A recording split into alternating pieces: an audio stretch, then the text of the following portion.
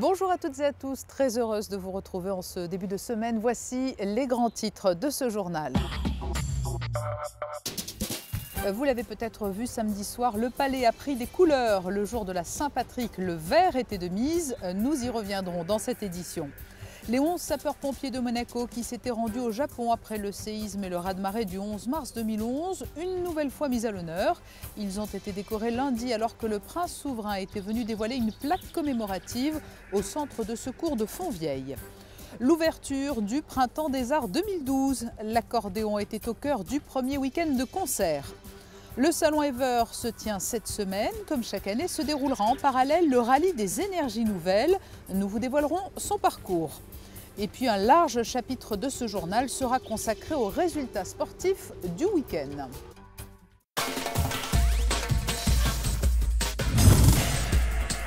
Cette dernière minute, après la fusillade survenue lundi matin à Toulouse devant le groupe scolaire Ozar Torah, le gouvernement princier a tenu à exprimer la profonde émotion et la solidarité de la principauté de Monaco ainsi que sa population.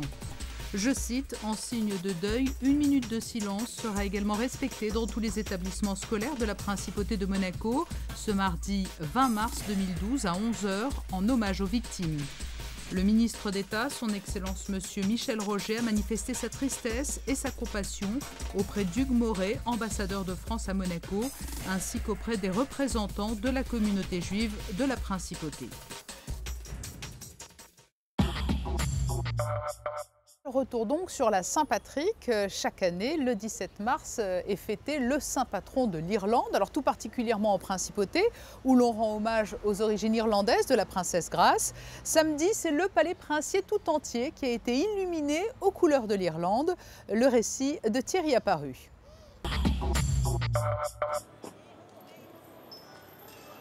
Et oui, un palais princier mentalo ce 17 mars au soir. Ce sont Paul Cavanagh, ambassadeur d'Irlande en France et en Principauté, et le souverain, les mains sur l'interrupteur de la télécommande, qui ont donné un nouveau ton à l'édifice. Il faut attendre 5 secondes. Le temps de retourner.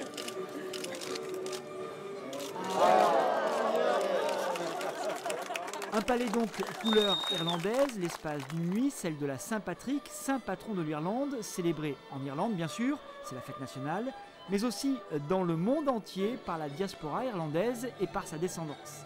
Une fête à la résonance toute particulière bien sûr à Monaco, puisque la princesse Grace était d'origine irlandaise. Le souverain et l'ambassadeur d'Irlande s'étaient auparavant rendus chapelle de la Visitation pour assister à un concert de harpe organisé par la princesse Grace à Irish Library.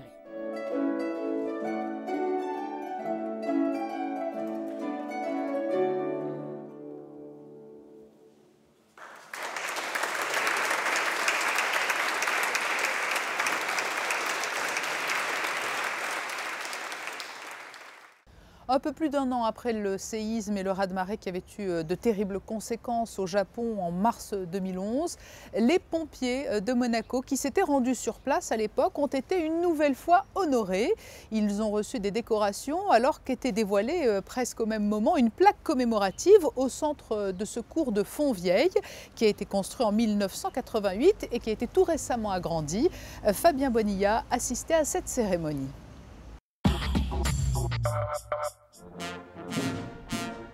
Les 11 sapeurs-pompiers partis au Japon l'année dernière pour venir en aide à la population avaient été décorés lors de la fête nationale monégasque. Cette fois, c'est la France qui les honore. 11 h, place du Campanin, l'ambassadeur de France à Monaco, Hugues Moret, leur remet une médaille au nom du ministre de l'Intérieur pour acte de courage et de dévouement. Une cérémonie en présence du prince Albert II, des autorités de la principauté, mais également d'un détachement de sapeurs-pompiers de Brignoles. Les sapeurs-pompiers de Monaco étaient partis avec leurs homologues français. Il faut se rappeler que ce tremblement de terre, suivi d'un tsunami et d'une catastrophe nucléaire, a fait 18 000 morts, 26 000 blessés et 500 000 sans-abri. Aujourd'hui, c'est vrai que c'est un jour un peu particulier, puisque grâce à cette mission que nous avons accomplie aux côtés de nos camarades français, l'USC 7, eh bien, c'est vrai que ce matin, l'ambassadeur qui remet ses décorations françaises devant le prince, la fanfare des carabiniers du prince jouant la Marseillaise. Bon, c'est vrai, j'étais ému, moi, ce matin. C'est vrai que ça me rappelle mes 20 ans de service dans l'armée française. Les pompiers qui étaient là ce matin ont servi peut-être un peu moins longtemps, mais pour eux aussi, c'était un grand moment. Pour nous, c'est un aboutissement déjà d'un accord vieux 2004 qui a été concrétisé que depuis 2011. Donc c'est vrai que pour nous, c'est en plus la reconnaissance de la France sur les compétences des hommes qui ont été engagés. Pour nous, c'est merveilleux. Par décision souveraine, en date du 27 janvier 2012, a été promu au grade de caporal de sapeur de première classe. Après ces distinctions, le souverain a remis les galons au sapeur de première classe Mario Mahieu. Après 33 années de service, il a ainsi été promu au grade de caporal. À la suite, le prince Albert II a inauguré la surélévation de 2 étages de ce centre de secours. Une plaque commémorative a été dévoilée.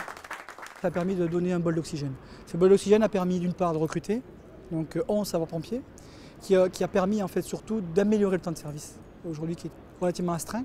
Les gens sont logés sur place, comme vous avez pu les voir. On retrouve ici un peu toutes les spécialités de notre métier, c'est-à-dire en dehors de l'incendie bien évidemment et du secours à victimes. On retrouve les sauveteurs côtiers, on retrouve des équipes capables de travailler sur les cordes, les baudriers, notamment en excavation en hauteur, qu'on appelle les secours périlleux. Et après la section NBC, donc dans le domaine nucléaire, chimique et biologique maintenant. Pour terminer après sur une spécialité qui existe aussi, c'est les plongeurs. Où là c'est plus du secours mais c'est de la recherche de personnes ou du relevage de biens tombés au fond de l'eau. A noter que le maire Georges Marsan a remis la médaille de la ville aux sapeurs-pompiers partis au Japon. Et enfin, pour finir, une nouvelle machine a été testée lors de cette cérémonie, le Louvre 60, destiné à ventiler et faire baisser par exemple les températures en cas d'incendie dans un tunnel. Les sapeurs-pompiers de Monaco qui ont participé vendredi soir au 75e anniversaire de la kermesse de l'œuvre de Sœur Marie. Un anniversaire célébré en présence du prince souverain et de son Altesse royale, la princesse de Hanovre. Pendant 2 jours, une quarantaine de stands étaient installés sous le chapiteau de Fontvieille. Les fonds récoltés vont permettre, comme chaque année, de financer les différentes actions de l'œuvre de Sœur Marie. Le Printemps des Arts 2012 a débuté vendredi. Il se poursuivra jusqu'au 8 avril. Et pour le premier week-end de concert, c'est l'accordéon sous toutes ses formes qui a été mis à l'honneur. Alors, qui dit accordéon dit Richard Galliano.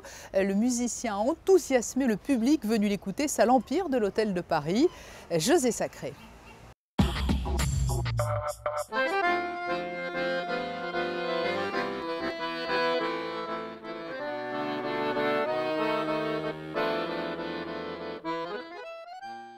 Invité de la nuit de l'accordéon du Printemps des Arts de Monte-Carlo, Richard Galliano, la star Richard Galliano, un musicien au talent sans limite, compositeur, accompagnateur, soliste, chef d'orchestre, improvisateur de génie. Richard Galliano, natif de Cannes, a conquis le monde entier et ce vendredi 16 mars, le public de la salle Empire de l'Hôtel de Paris, enchaînant sur son Stradivarius à bretelles quelques grands titres de son répertoire selon, comme d'habitude, son envie du moment. J'improvise beaucoup, par exemple ce soir, j'ai une vague idée de ce que je vais jouer. Mais, une vague idée, c'est voilà, mais je me fie beaucoup à l'ambiance du public. Quand j'arrive sur scène, je sais ce que je vais jouer. Alors, bien sûr, il y a des morceaux incontournables pour moi, que je sais que je vais les jouer ce soir. Tango pour Claude, que j'avais dédié à Nougaro, certaines valses, certains morceaux brésiliens, des choses comme ça, mais Eric Satie aussi. Mais voilà, j'essaye de, surtout tout seul, c'est la liberté. Donc j'essaye d'y aller un peu sans filet, quoi, comme ça. Ouais. Et ça me permet d'avoir un peu plus de respiration et de sentir un peu plus le public. Ouais. Voilà, le moment où, même il y a un moment où je les fais chanter vers la fin. Je leur demande pas, mais ça devient spontané autour de la javanaise de Gainsbourg. Et tout le monde spontanément se met à chanter. Et je trouve que finir un concert comme ça, bon, je leur dis un peu, bon, maintenant c'est à vous un peu de travailler, quoi. Ouais.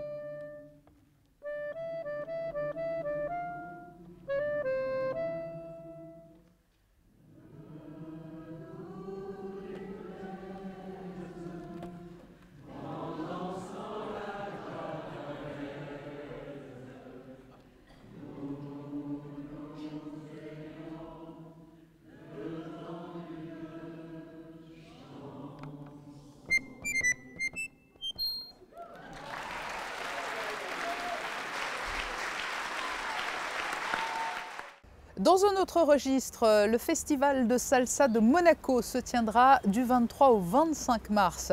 Depuis 7 ans, ce festival est le rendez-vous incontournable des amateurs de musique et danse latine. Grégory Salerno, l'organisateur du festival, revient sur l'évolution de cette manifestation depuis 2006. Il a évolué avec les tendances de la salsa déjà, c'est-à-dire que systématiquement en apportant des nouveautés. C'est vrai je ne sais pas si c'est là j'ai raison, en tout cas on grandit et on évolue, on essaie d'apporter des nouveautés chaque année, donc on s'enrichit. Et on essaye effectivement, cette année par exemple, on amène la nouvelle mode de la Zumba qui sera donc au festival de salsa cette année pour la première fois. On a le Kizomba qui est une danse qui nous vient d'origine de l'Angola qui sera là également pour la première fois. Et évidemment, comme chaque année, notre directeur artistique qui a parcouru le monde et qui cette année a trouvé encore une douzaine de nouvelles compagnies qui ne sont jamais venues en principauté, pour certaines jamais venues même sur le territoire français et qui vont nous venir en grande partie pour une fois de l'Europe de l'Est aussi. Donc c'est une grande nouveauté où on s'aperçoit finalement que c'est une danse latine mais qui est présente vraiment partout dans le monde. Donc ça c'est aussi un grand plaisir d'accueillir ces nouvelles populations et ces nouvelles personnes à Monaco. Nous ici il y a Amidine qui est le directeur artistique du festival et qui officie en principauté au moins une fois par semaine pour faire partager cette passion de la salsa en principauté, où justement lui il essaye de mixer à la fois les cultures portoricaines et cubaines et pour donner un petit peu cette passion aux gens de Monaco. C'est quelque chose qui visiblement fonctionne bien puisqu'ils suivent abondamment ce mouvement et on a vraiment pas mal de gens qui viennent là. Mais la spécificité je dirais du festival de salsa de Monaco, c'est non seulement de proposer un réel métissage et un réel panorama de ce qui existe dans les danses latines et plus particulièrement autour de la salsa dans le monde, mais de mettre en place un spectacle qui est mis en scène, qui est très riche, très diversifié et qui permet vraiment de prendre du plaisir, même si justement on n'est pas du tout amateur à la base de danse salsa où on ne danse pas. Donc c'est un événement pour tous et c'est ça aussi finalement le challenge qu'on a eu en principauté, d'essayer de plaire à tout le monde. Et un événement qui finalement a du poids parce qu'il est retransmis au niveau de la télévision, que ce soit sur Eurosport, ESPN, Al Jazeera maintenant qui va probablement rediffuser la manifestation dans le monde entier et donc qui fait qu'on est reconnu maintenant dans le monde entier au travers de cette manifestation et le fait d'apporter quelque chose à la principauté pour nous c'était très important, donc c'est vrai que c'est un événement qui nous tient à cœur de ce fait-là. Grégory Salerno, l'organisateur du festival de salsa de Monaco, était interviewé par Thierry Apparu. Et puis notez que 2 des acteurs et chorégraphes du film Street Dancers 2, qui sortira en salle le 30 mars, seront présents sur la scène du festival de salsa de Monte-Carlo.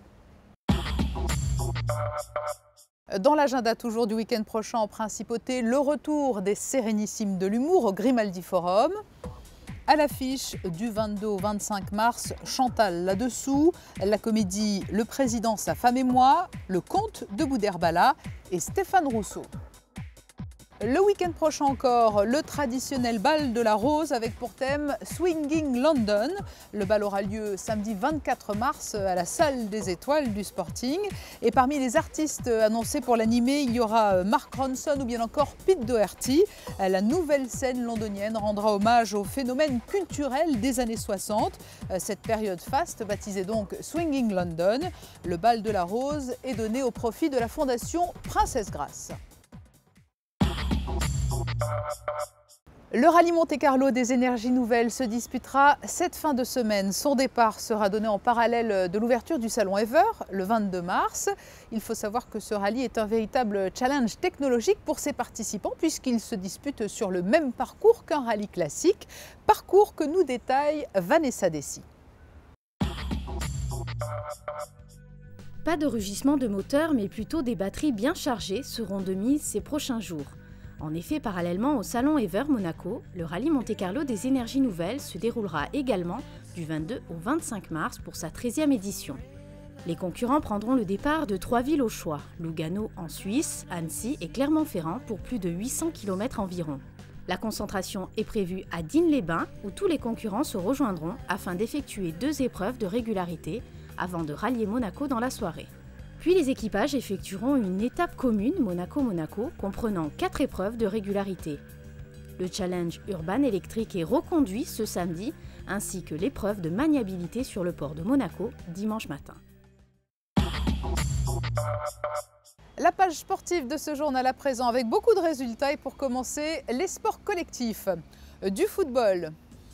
Et le match nul 0 partout entre Tours et Monaco vendredi soir. La SMFC occupe la 17e place du classement de Ligue 2 après cette rencontre. Vendredi prochain, les Monégasques recevront au Stade Louis II Châteauroux. En handball, en National 3, Monaco s'est incliné face au leader Mougins-Mouansartou-Mandelieu, 23-25. Les handballeurs monégasques glissent à la 3e place du classement après cette défaite. Lors de la 20e journée, le 25 mars, ils recevront l'équipe de Prades-le-Lez.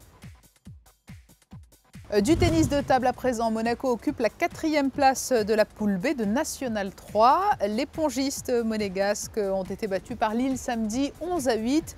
Ils affronteront le 31 mars prochain le leader, le pays courvillois. Voilà pour les sports collectifs. De la course à pied à présent. Vous les avez certainement croisés dimanche, les valeureux participants de la 2e édition de la Monaco Run. Le coup d'envoi a été donné à Vintimille en Italie peu avant 10 h. Les 1000 coureurs se sont ensuite élancés vers la Principauté en traversant la France via Menton et Roquebrune-Cap-Martin. Et c'est le Burundais Jean-Claude Niyoniziguié qui s'est imposé à Monaco devant le Kényan Duncan Kipkurgat Kiptanui. Chez les féminines, victoire de l'Italienne Ornella Ferrara. Une grande championne sur marathon et qui est toujours au top niveau. Ce journal touche à sa fin. Voici les prévisions météo pour les jours qui viennent. Mardi, temps assez ensoleillé le matin, arrivée de nuages en Provence de la mer en cours d'après-midi, apportant de la pluie en soirée et dans la nuit. Vent de plus en plus sensible en cours de journée, température de saison. Mercredi, éloignement de la pluie de la nuit, nuages et large apparition du soleil, vent d'Italie assez fort. Les températures seront comprises entre 11 degrés le matin et 16 degrés au meilleur moment de la journée. Jeudi, soleil un peu hésitant, sans détérioration du temps, température assez douce. Vendredi, enfin, temps moyennement ensoleillé, température légèrement supérieure aux normales saisonnières, oscillant en moyenne entre 11 et 16 degrés. C'est la fin de ce journal. Très belle et très bonne semaine sur Monaco Info.